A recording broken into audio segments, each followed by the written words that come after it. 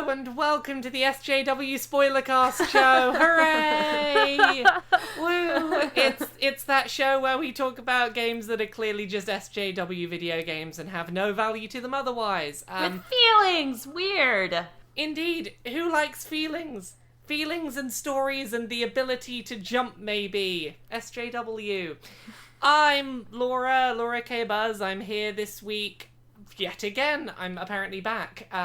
I'm once again here with Mari and Stacey from the Geek Remix channel. Say hello. Hello. Hello. You are the both of you, and we're here to talk about a game again this week. What are we talking about this week? Oxenfree. Yeah, we're here to talk about more games about teenagers where one of them has blue hair. I know. Yes. Yeah. And time-traveling powers. Yes, currently 2/3 of the games we've talked about on these spoiler casts have been teenagers, blue hair, time-traveling powers. Yep. Yeah. That seems to be a bit of a thing we enjoy. I think we can all say, yeah, that's alright, we should have more games like that. For some reason, I was 100% sure when we started the game, I was like, oh, we can romance any of these girls here. Like... Yeah. Oh, I know. I was disappointed when it started pushing people in directions. I was like, can I just choose to be gay with everyone? I feel like the story isn't about me. What's going on? Why are they having independent relationships without me? Why are we experiencing someone's story and not my story? That is not acceptable. So yeah, Oxenfree. Oxenfree is basically the way I first had it described to me was it's kind of like Life is Strange, but it's like a side-scrolling Life is Strange. It's like side-scrolling Life is Strange Until Dawn kind of thing. Yeah, you play as one teenage girl in a group of teenagers who are going out. They've lied to their parents about where they're going. They're going to hang out on a beach together where there's no one around to get them in trouble. Basically, the plan is hang out, be teenagers, get drunk on the beach, and just not remember the evening. Party time. Excellent. Yeah, woo, go parties. And then all hell breaks loose. Yep. It is not just fun party adventures, unfortunately. So yeah, where do we want to start in talking about Oxenfree then? Well, one of the things that I thought was pretty cool about Oxenfree is that there are times where characters have interactions and they'll affect each other's relationships, and it'll have nothing to do with what you said. Apparently, that's what. Yeah, seemingly people can have independent conversations that you are not the center of. Yeah. I just assumed I was the center of the universe because that's what video games taught me, but apparently not. Sometimes people have lives outside of me. But luckily, you can still manipulate the situation to what you desire. So. Yeah, you just got to talk to the people so that they'll independently do what you want them to do. Yes. Pretty much. Like a gentle guiding hand leading them towards the outcome that you desire. Playing like a god puppeteer over ants. Indeed, you play puppeteer with all of your friends and family and just shepherd the world to your will. Oxenfree. Yeah, the first thing that jumped out to me about Oxenfree in terms of the sort of dialogue options and the ways that you talk with your friends, it's not the most natural dialogue in the world, but it feels very natural to teenage dialogue in that if you don't chime in and say something, conversations will go on without you. Yeah, I also like that it puts... Yeah, go ahead. That was the top thing that I had written on my notes is I was dialogue system. I like that pressures you into making a quick decision about what you're going to say, but people are still talking. And so you're like, what? Because in other choice-based games, even in The Walking Dead and stuff where there's a timer, people finish talking before you can make a choice, but you have to chime in while other people are talking. So sometimes you're like, yeah, totally. And they're like, what the fuck did you just say to me? Yeah, and you have to sort of jump in on the end of people's sentences. Everyone seems to be fighting for position in the conversation. Yeah. And that really stood out quite well to me as this is what it's like being a teenager. If you want to get anyone to hear what you're saying, you're going to have to just shout over everyone else until they stop and listen. Yeah, and I felt like it was also realistic because just like a real conversation, you kind of have to wait for your moment to interject. You have what you want to say, you're all ready to say it, but you're like waiting for the right moment in the conversation. And then sometimes you wait too long, the moment passes, and you never get to say it. Exactly. Yeah. Oh, goodness. It is very good, like, awkward teenage dialogue in the same way that, like, I feel like Life is Strange was going for, and definitely, like, to a degree captured, but this sort of gets it a bit more on the nose. This idea of just, like, this is a bunch of teenagers, they will, like, change mood like that if, you know, it's like, hey, I'm gonna try and, you know, I'm trying to help. No, I hate you now, I'm a hormonal teenager. Rrr. I think A lot of very quick back and forth sometimes. I have to be honest, though. I think the words that people were saying in Life is Strange are pretty accurate to what teenagers in 2013 said. Yeah, They were hella using social media. the very edge of slang for that time. You know how slang changes, like, within a second. Yeah. And, I mean, the teenagers are like, oh, I don't talk like that. And I'm like, yeah, you do. Because the characters in Oxenfree, the beats and the way they talk to each other is as if a teenager is talking. But the words they're saying and the way they express how they feel is more like somebody in their 20s. Yeah, like, for Life is Strange, when teenagers say, we don't talk like that, it's like, you might not say those exact words, but you sound that stupid to everyone who's older than you. And, like, that is the thing that Oxenfree is kind of missing in its dialogue, is that you don't look back and go, yeah, you're a bunch of stupid 17-year-olds or whatever. You mean it's not as cringy?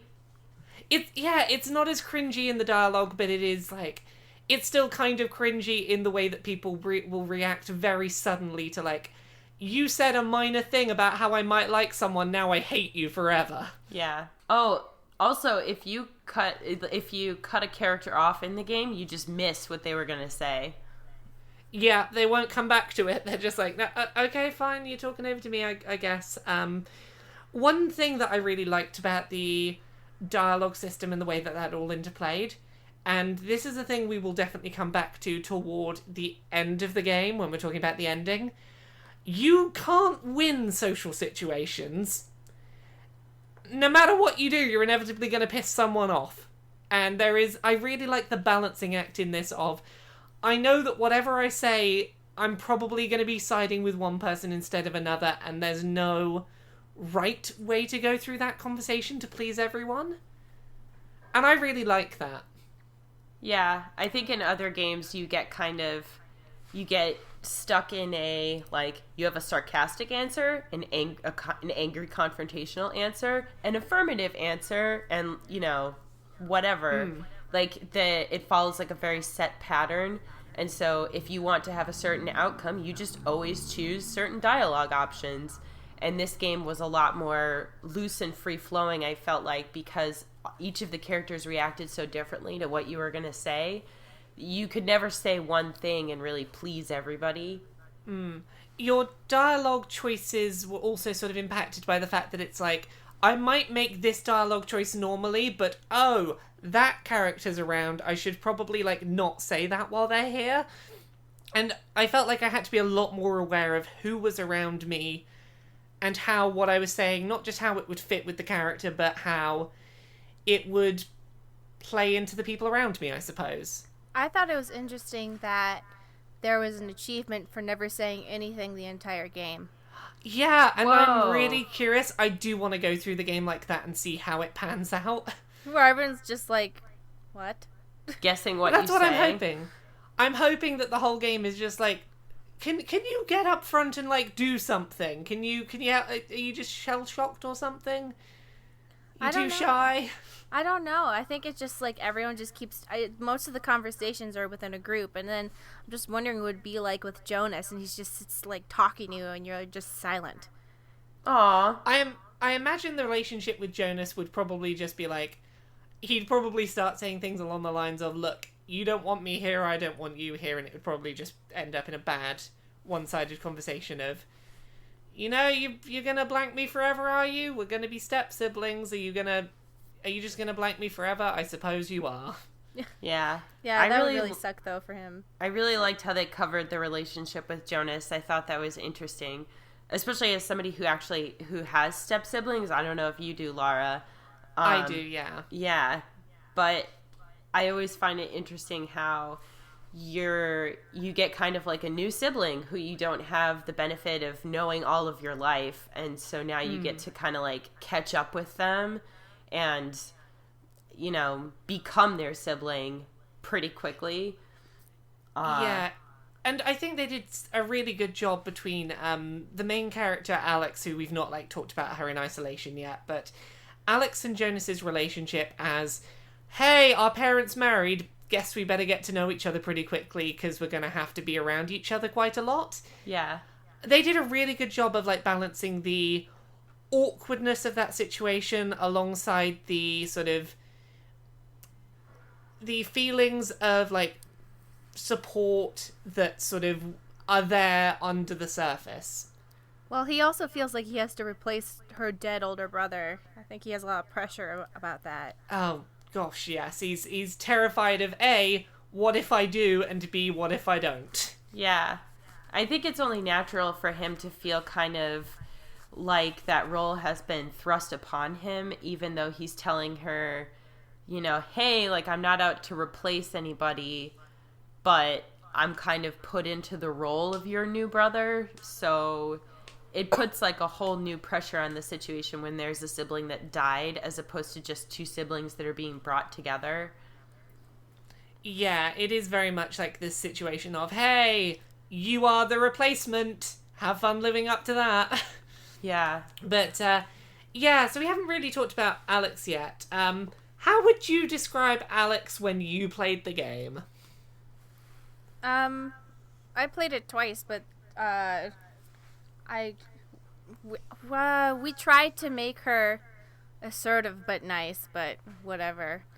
That didn't work out. Tried is the key word. Well, yeah, it can be tough with dialogue options sometimes to read. I know that there were at least a couple times in the game where you read a dialogue option and you think like, oh yeah, that's something I would say, and then it comes out, you know, it's just the with same, a different tone on it. Yeah, it's the same words, but it's said sarcastically or it's said in a mean way, and the two of us were like, well, shit.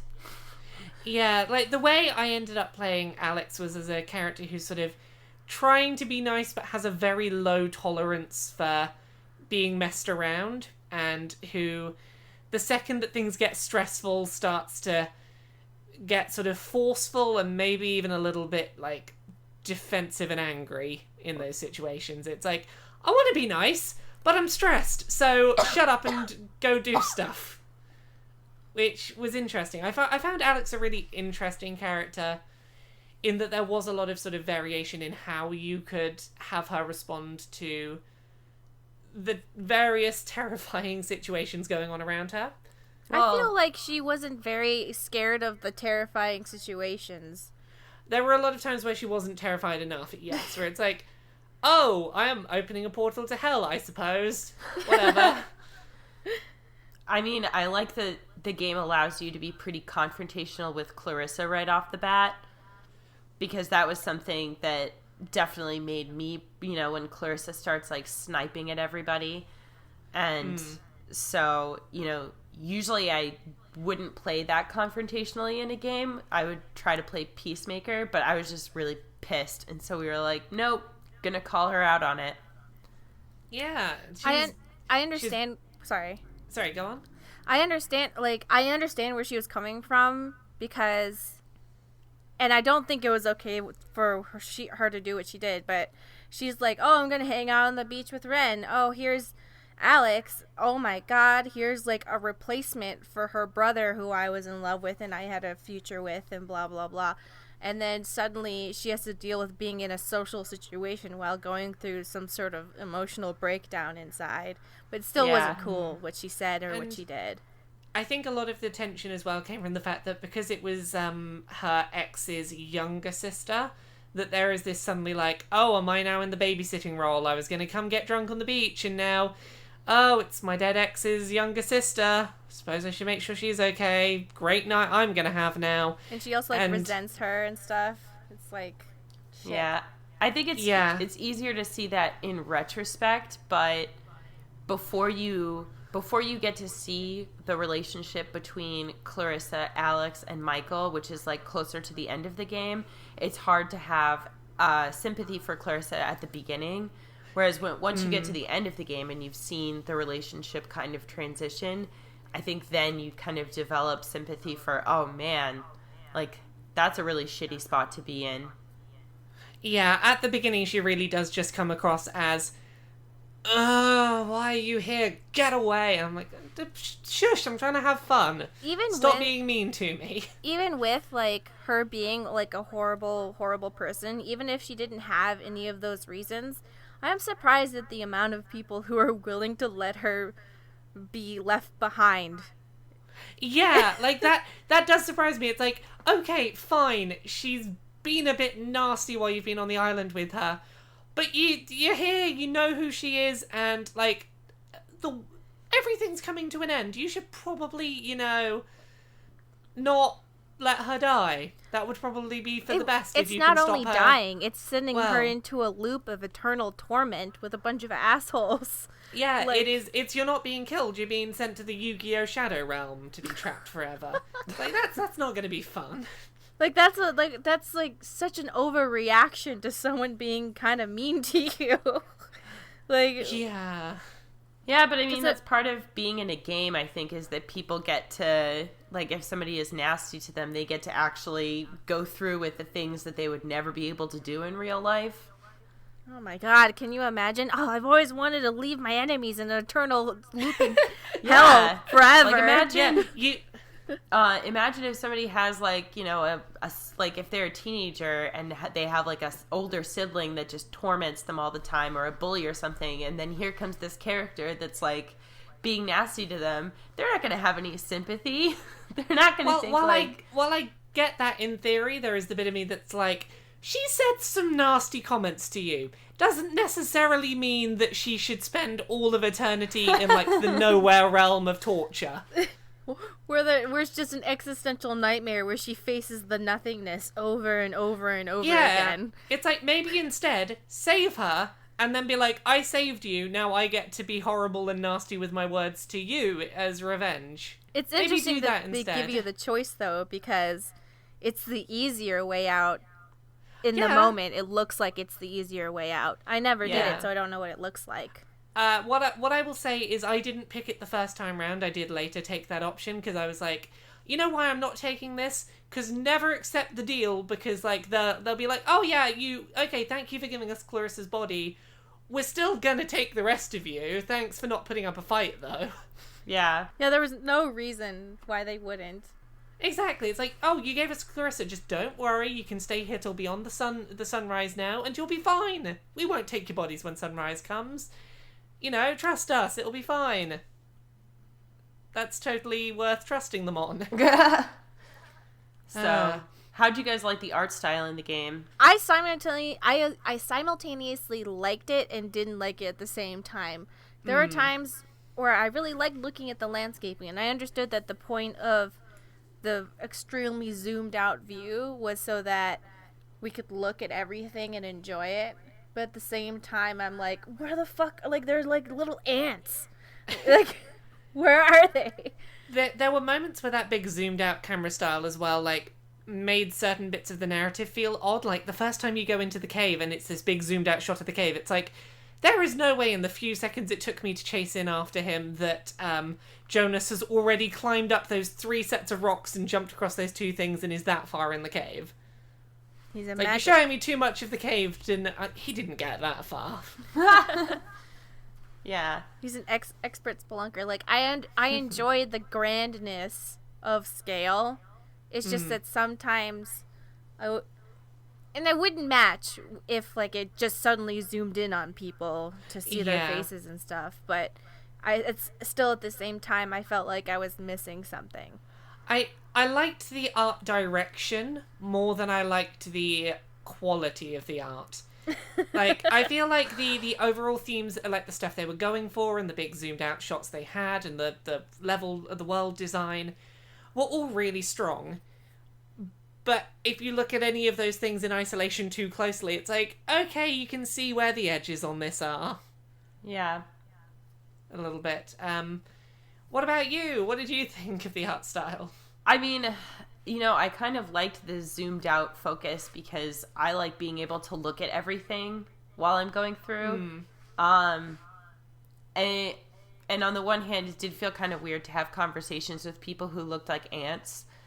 I can understand why they wanted to focus more on the environments and less on the characters themselves.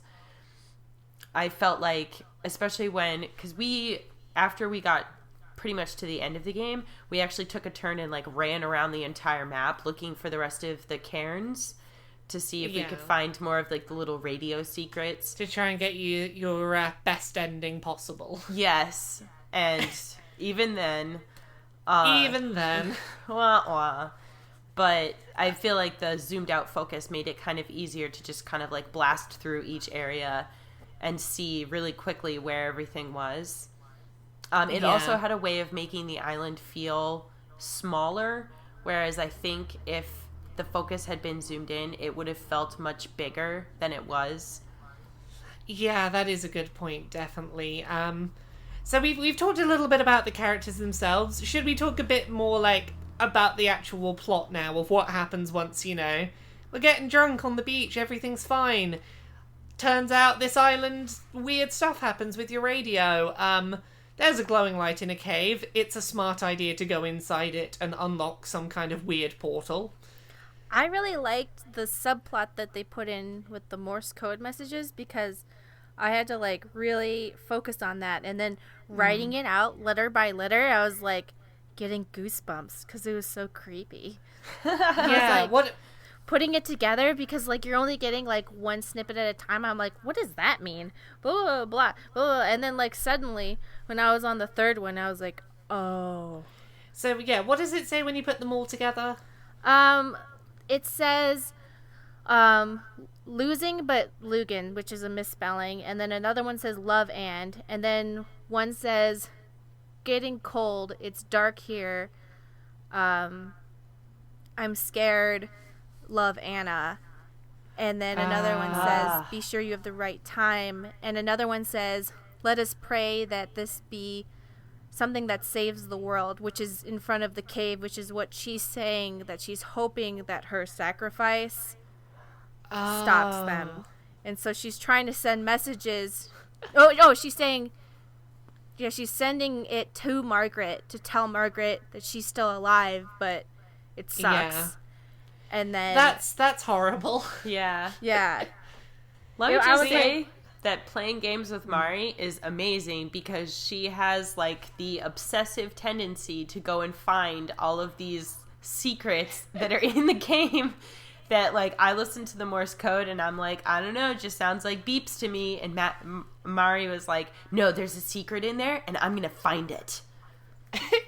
I sent her a message like, Stacey, there's Morse code gays. I knew it was in there. I was gonna find them. Well, yeah, it's a game that's got a blue-haired female teenage protagonist. It had to have gays in it somewhere. And like the letters, it's like Sergeant blah blah blah was giving us shit for being women. Blah. And I was like, all right, I see. Yeah. Yeah. So basically, these teenagers open a big portal to hell in the cave, and you start getting messages through it that are basically like, is it possible for us to leave? And I did the same as I think you both did, which was like, sure, I guess, probably. Turns out it isn't hell, though. Yeah, it's not hell, it's interdimensional beings that were pushed out through an implosion of a nuclear thing, because in the letters it says that the nuclear blast pushed them to, or implosion, pushed them into the other dimension in radio waves, and radiation, like all kinds of radiation can go across all planes of existences. Basically, they're radiation ghosts. Yes. Trapped in radiation purgatory. And it's not a very fun place to be, and they're basically trying to keep this group of teenagers on the island all night so that they can take over their bodies and lure more people to the island to take over more bodies, and life will be great. Yeah, I just like that they weren't evil people. They were just people who were driven insane by the endless of time. They were terrified of seeing the end of eternity over and over and over, and were like, we need some way out. And yeah, I know that we're dooming you to the same thing that we just experienced, but I don't care. We need out. Yeah, it doesn't, like, at some point, no matter how good of a person you are, I think there's just a desperation to just get out, because they can't even die. Yeah. They're just trapped It is just there. like, it's the endlessness of, like, various forms of torture. Like, there's things that, types of torture that exist in the world where it's like, we are going to shut off all of your senses and make it feel like a day is a decade and drop water on your head until you feel like you're drowning. I can only imagine if you had to experience those things for actual eternity. Probably wouldn't be healthy. And witnessing the end of everything and then nothing. And as such, they're like, hey, we're going to try and trap these teenagers on the island, and everyone starts getting stuck in scary time loops, which I really liked the way this game handled its, like, little pockets of time loops. Yes. They were creepy as all hell. Oh, yeah. It was creepy when we were playing through it. And they had, you know, they were, like, very, very small jump scares. And I say small jump scares because I'm a very jumpy person. And I, like, mainly made it through that okay. But, yeah, definitely kind of kept you on edge a little bit when those were happening. One thing that really scared me is that when I was going back over footage, I could see other things that we didn't even notice was there. Oh, God. It was freaking me out. Oh, goodness. Yeah, like the first times that I was going around in loops and it's like, oh, I can't get out of this loop, and then something was like, wait, was there something changed? And you go back and it's like, nothing has changed, or has it? I don't know what's wrong with me. I got really unsettled at points in this game, just being like, I swear I'm seeing things, but I can't work out what I've seen. Stupid game, making me terrified. And they fed you small clues about what was happening, like every time the quote-unquote ghosts would talk to you. And, you know, when they give you that little quiz in the classroom and everything, you get little bits and pieces of the story. And especially when you get to read through the letters and everything, you kind of start to put together what's going on. Speaking of that, if you go to all the anomalies and put them in a certain order, you can call a phone number. And what happened was that was supposed to spell out a certain thing. And then I was like, what is this supposed to spell out? Because I emailed the developers and they were like, yeah, there's like a secret message in there. And I was like, I think you put the wrong part of the song in the voicemail. You need to fix that. And they're like, oh shit. Because the main theme of Oxenfree actually has Morse code in it, and it's saying Maggie and like other words and other messages to Maggie in the song for Oxenfree. But they put the wrong bit on the answer phone message. See, you know their secrets better than they do, apparently. Yeah. But it's pretty interesting, and also there's some other stuff I couldn't figure out what it meant because I had no idea. But I don't know if you noticed this, Stacey, but during the possessions, there were numbered images that would flash on screen for like oh God, a very short amount of time. And it was like some creepy demon face and like 3 people standing and like a man in a room and then a black dot in a red place. It was really scary. And I was like, what does that mean? And they were all numbered, like 1, 3, 32. And I was like, what does this mean? Like, one was a map with a dot on it. I was like, what? See, that's all the stuff that makes me glad that I'm not the one who edits those videos, because I would just be too freaked out. You wouldn't see them unless you edited the video. Yeah. That's the thing. I would not, like, I'd find 1 or 2 of those and be like, I don't want to know. I don't want to go down that terrifying rabbit hole. Yeah. I don't want to go down the terrifying rabbit hole of, like, summoning the devil through maths. That's not what I want to do today. Sacred geometry.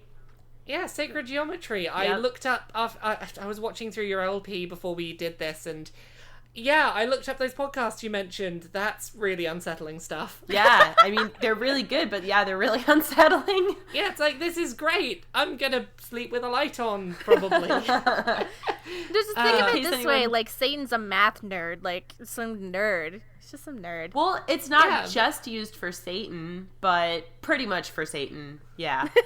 Satan's like the big use for like crazy maths.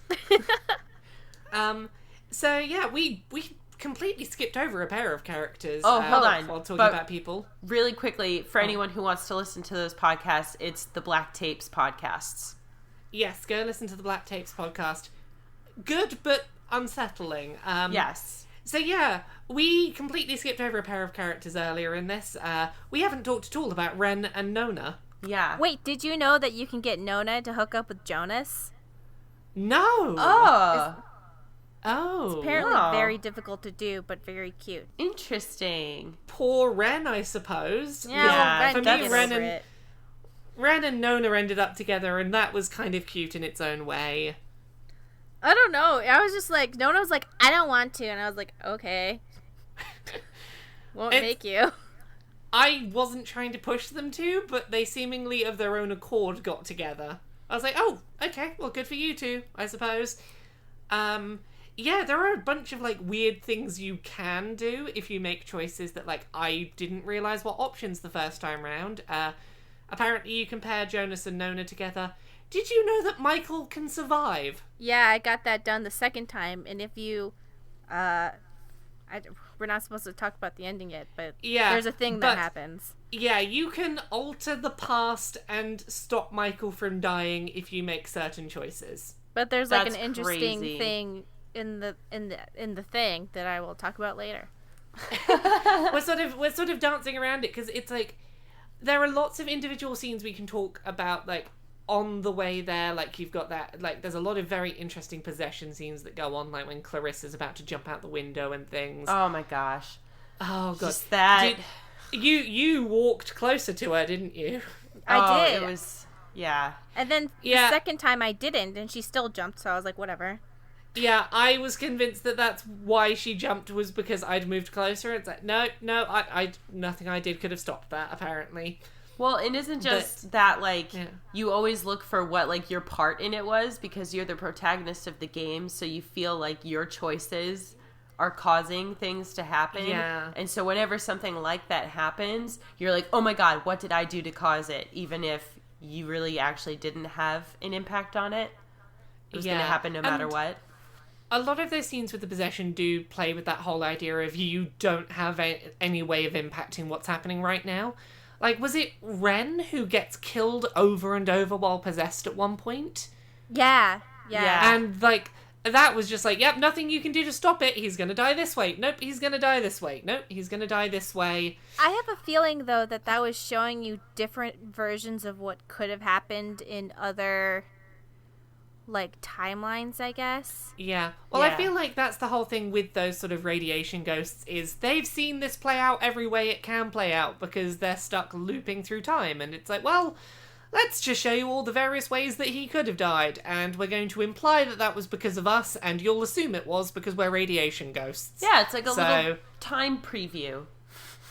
Yeah, we'll show you this preview so that you'll be scared of us and you won't try and come into our cave. Yeah. Yeah, is there anything else we want to talk about before we start heading towards, like...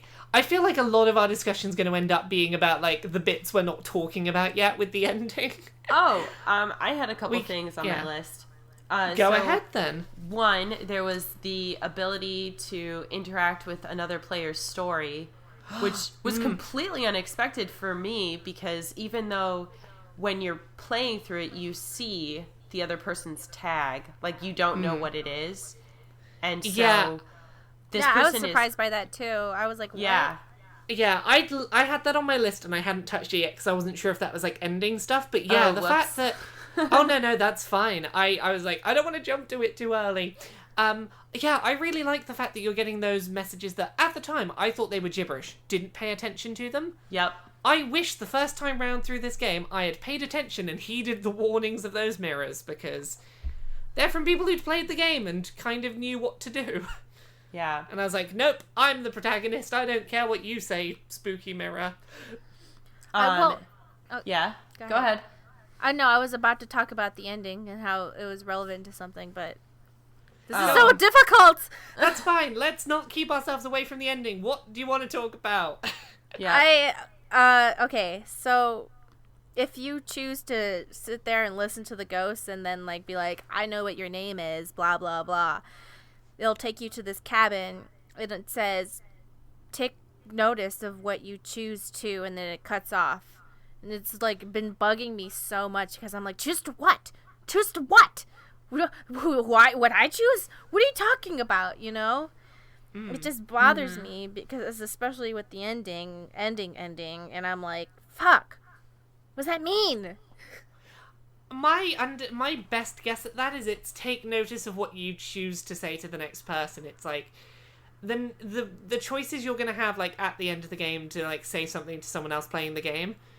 You'll know what those answers mean, but you need to take care to be like, I know that this answer wouldn't have made sense to me at the time. Which of these answers is most likely to make sense to someone who hasn't finished the game yet?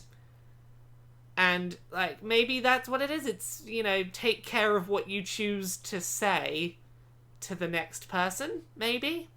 Maybe, yeah.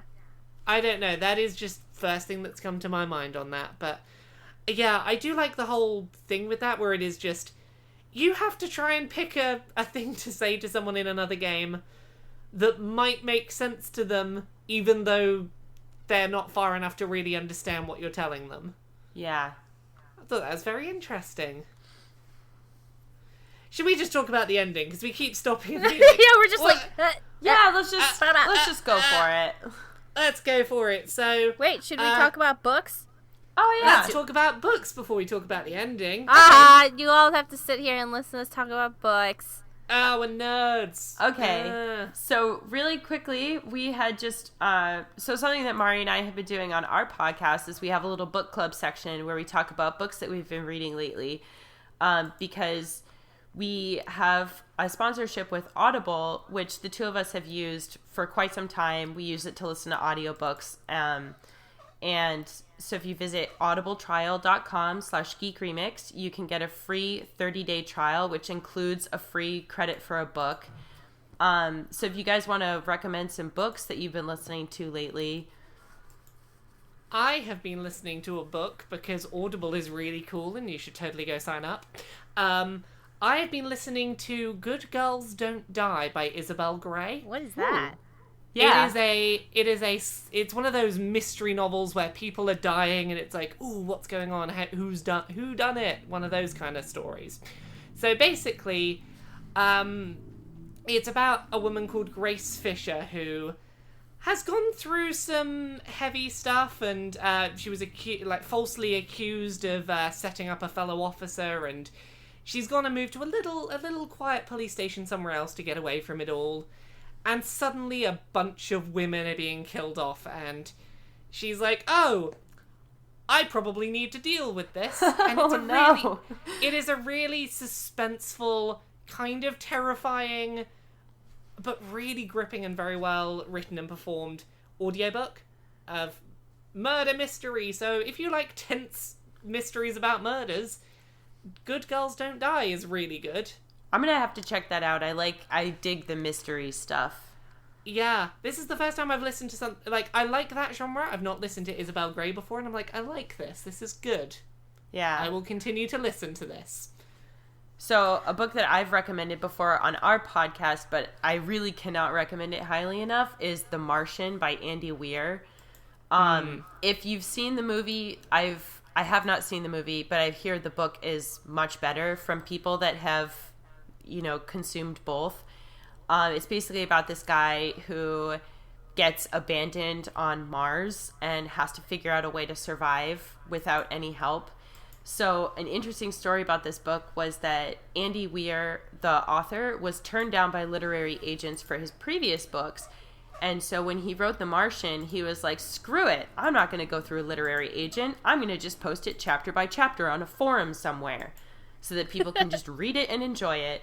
And then eventually people were like, hey, it would be really great to be able to consume this like all in one place. And so he was like, all right, fine. I'll put it on the Kindle store and I'll sell it for 99 cents because that's like the minimum price. He wanted to make it free. And then it just like completely took off and he ended up selling the rights for it. The performance of this book the narrator was a finalist for an Audie Award from Audible, and the book itself won in the category for science fiction. So it's really amazing. What's really amazing is that he just looks stuff up on the internet on how to do just different stuff. He doesn't have he's a physicist, and he had help. Well, can you just let me have the more magical version where he just looks stuff up on the internet? What happened was when he put like it on the forums and stuff, people would like correct him and say like, "Oh, hey, like that's not actually how that would work. Like I'm a chemist. This is what would happen." What kind of nerd forum was this? Right? Exactly. Like, what kind of forum has, like, physicists and chemists and shit? Like, no, it's like this. You're like, what is this forum? Yeah. So, pretty cool. What about you, Mari? I looked it up, and all of the Harry Potter books are on Audible. And it's the same narrator that did it when I was a kid. That on days when I was sick, I would just listen to Harry Potter. I used to listen to The Chamber of Secrets and the Goblet of Fire audiobooks when falling asleep. Oh, yeah. I had them all on cassette tape, and I just listened through them over and over and over again. There's some good audiobooks. Yeah, it's good. It has all 7 of them by the good narrator. Not like the weird one that like came later, and then everyone was like, "What is that? What is this?" Yeah, they brought back the older guy, so it's good. Like if you ever want to just like go into your safe place of Harry Potter, like oh, totally. God, so disappointed when I was 11. Yeah. So anyways, if you're interested in checking any of those out for free, you can go to audibletrial.com/geekremix and get a free book. So, hooray! Now that that's out of the way, should we talk about the ending of Oxenfree? Yes! Absolutely. Now that we've all been shills. Hello and welcome to the SJW cast. Hooray! Yay! We're here to talk about video games that were all SJW-like. Wait, guys, haven't we done this before? No, what are you talking about? What are you on I feel like we've done this before. Like we already started the podcast and now we're starting it again. I don't... Stacey, it's 11:30. It's too early for that. We're here with Mari and Stacey. Woo! What? Yeah, the ending of Oxenfree is really bittersweet. Because, like, the ending I had going through it the first time was, hey, I'm gonna climb inside this portal, close it from the inside, and yeah, sure, my friends will get out fine, but I'm gonna get stuck in an eternal loop of hellish nothing. See, I really liked the ending. I actually really liked that. The kind of thing that really sucks, though, is that you had already done it before the game even started. Yeah. It had already happened millions of loops before. Exactly, but, like, I kind of like that. I kind of like the idea of a game committing its narrative to, this is where the narrative's going to end. Like, we're going to build the narrative around that end point. And it's like, yeah, you've got choices, but they're choices within these loops that are going to go on forever because this is what you did. You know what I would like? I'm not saying that the stories we've gotten from Time Traveler are bad. I'm totally fine with them. But you know what would be cool? If they made a time travel game that was just Bill and Ted's Excellent Adventure. But, like... if it was like Life is Strange, but Bill and Ted's Excellent Adventure. That would be incredible. Yeah. Max Some and Chloe. lighthearted time travel with very minimal consequences. Yeah, no, because the end goal is a positive thing instead of the end goal being a negative thing that you're trying to avoid. Yeah. So that would be so cool. Because... it would... Yeah, no, I think it would be so cool because it would be... if you can't tell, I watched Bill and Ted's Excellent Adventure last night. And I was like sitting there like, man, this would be like an amazing game. Like if Max and Chloe were Bill and Ted, and instead of trying to avoid dying, they had like a destiny they needed to fulfill. That'd be amazing. And like the time choices could be like reminding yourself about the trash can and stuff. You know how they did that, where they would leave notes for themselves from the future. I'm sorry. Like, anyway, no, now that you've mentioned that, I'm thinking of Bill and Ted plus Life is Strange. I'm just like, you know how we're getting like the female Ghostbusters reboot? Can we get that for Bill and Ted? You know, they had I would totally watch that. Yeah. I mean, it's not quite the same thing, but they did have a Bill and Ted's Excellent Adventure video game.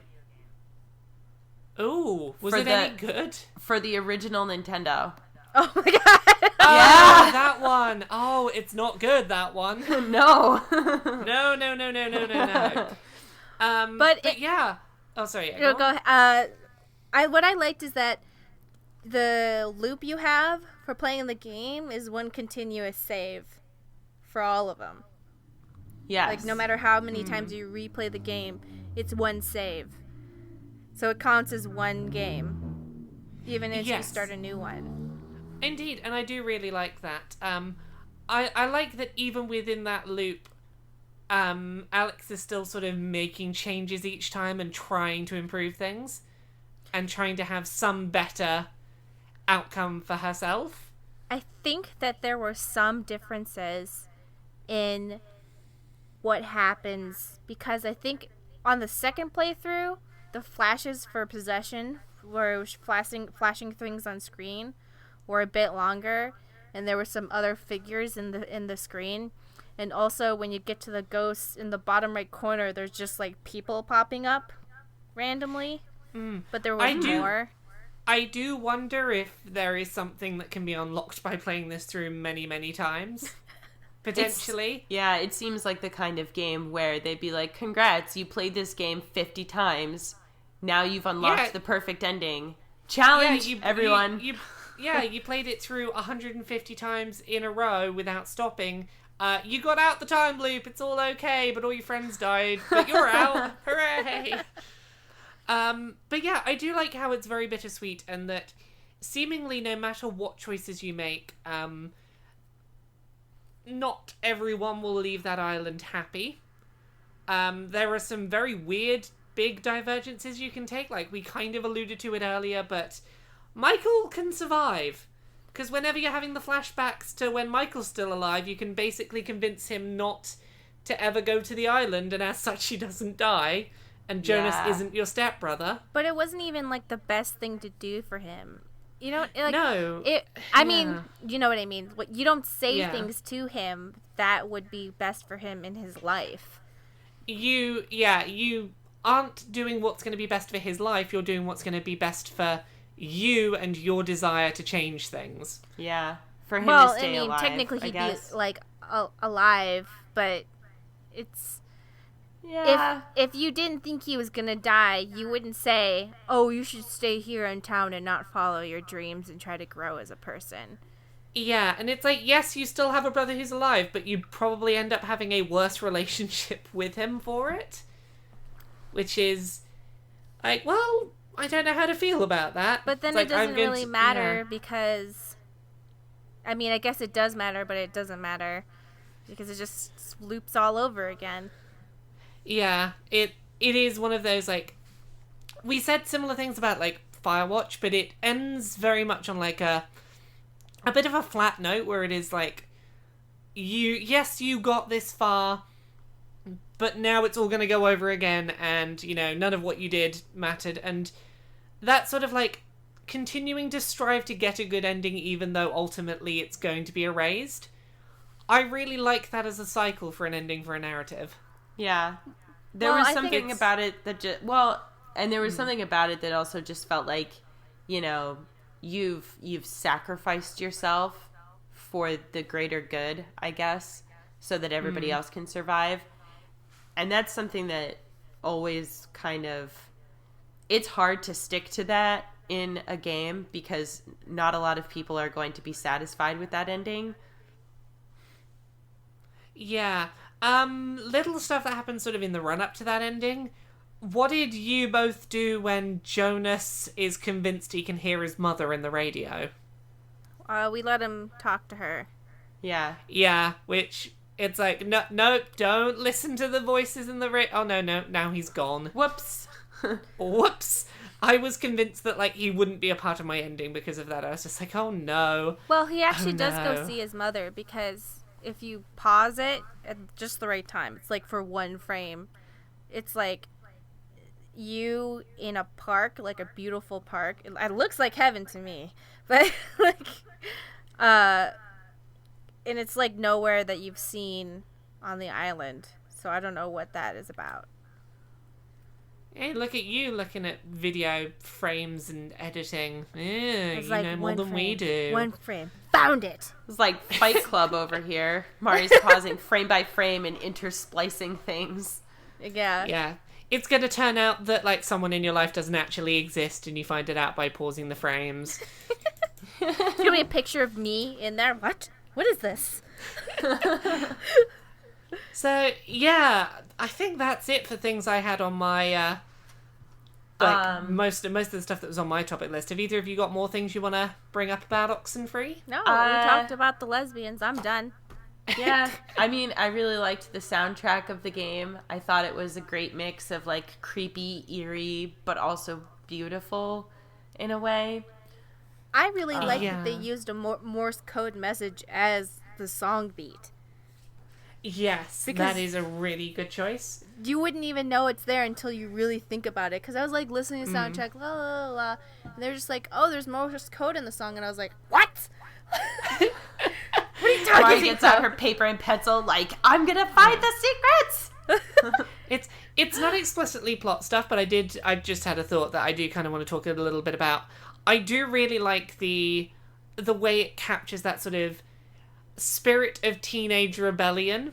The idea of, like, yeah, I'm gonna, hop the fence and go hang out in this place where, like, my parents don't know where I am, and we said we were going here instead, and the sort of, like, it does a very good job of capturing that moment that can happen when you're a teenager of just, like, I need to figure out who I am by going somewhere that no one knows where I am and getting absolutely drunk on a beach. Yeah. I'm like, yeah, we don't see that often enough, and it definitely made me reminiscent of sitting on beaches by a fire, drinking large things of, like, snake bite, and being like, yeah, we're getting drunk, woo! I've never heard of that, but it sounds nasty. It is vodka and cider. Oh. Yeah. Whoa. Because that's how you get drunk on the cheap, is cheap vodka mixed in with cheap cider, and you get very drunk very quickly. That's incredible. Yeah. My stomach's turning right now. I know. It's not a thing I could ever drink again now. It is not fun, but when I was underage and drinking on beaches with my friends, that's what we did. Yeah, but you like to experiment with a lot of things, I've noticed. Every week you have, like, a new liquid. Oh. Usually they're not as unpleasant as that. No, I'm now very classy with my alcohols. It's like, oh yes, I'll have this, like, purple bottle of shimmering magical stuff that looks like there's a galaxy swirling in it. Stuff like that. I'll buy a boyfriend. I'll buy a boyfriend. I buy beer for my boyfriend based off the label. Like, I'm like, whoa, there's a lady Viking on that. I'll get that for him. Oh, goodness. So, yeah, there we go. Hooray. We talked about Oxenfree. Yeah. We had this was a good one, thoughts. I think. Yeah. I really like Oxenfree. Go check it out. Go play Oxenfree. Yeah, Oxenfree is really cool. It's definitely a really underappreciated game. I really wish more people would play it. I really wish more big channels would play it so that people would realize that it's awesome. Yeah, well, like, a few of the big ones in the last week or so have started playing it out of nowhere. Like, a couple of the Yogscast channels have suddenly started playing it. I'm like, oh, this is good. More of you need to pay attention to this, because Oxenfree is pretty great. And don't let the fact that everything is a pointless time loop dissuade you. Don't let the fact that we just told you everything in a spoiler cast dissuade you. Sorry, guys, if I was a little out of it. My boyfriend got me sick, and the symptoms started hitting me 10 minutes into the podcast. That is excellent. That is entirely fine. We got through it, and if you're not happy with how you did, we're stuck in a time loop, so you'll have another chance to record it in a minute. Perfect. Hello, and welcome to the SJW cast. Hooray! Yay! We're here to talk about video games that are all SJW-like. Wait, guys, haven't we done this before? No, what are you talking about? What are you on about? I feel like we've done this before. Like, we already started the podcast, and now we're starting it again. I don't... Stacey, it's 11:30. It's too early for that. We're here with Mari and Stacey. Woo! What? So, yeah, I hope you've enjoyed this spoiler cast. I hope you've had a good time. I know we've had a good time, so thank you very much. We'll probably do another one of these sometime. Yeah, you can find me at Laura K. Buzz on pretty much everything. Laura K. Buzz on YouTube, Laura K. Buzz on Twitter, Laura K. Buzz on Patreon, etc. Mari and Stacey, where can people find you? I'm starting to get really sick. Sorry. Oh yeah. I'm Geek Remix on Twitter. Okay. I'm not feeling so good right now. All right. Mari is at Geek Remix on Twitter and Tumblr. The two of us are the Geek Remix channel on YouTube, and you can find me on Twitter and Tumblr at Geek Remix a lot. Fantastic. Thank you for listening, everyone. I hope you've had a good time. Bye. Bye. Oh God.